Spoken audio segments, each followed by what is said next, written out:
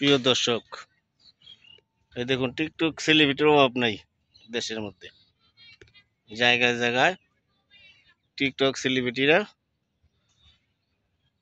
ঘোরাফেরা করতেছে সব টিকটক বানানোর জন্য।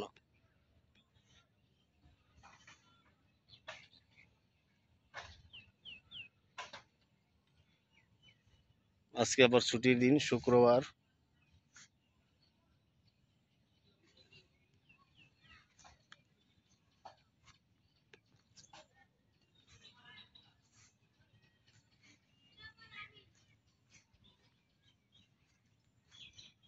টিকটক, বিভিন্ন রিল ভিডিও, ফানি ভিডিও,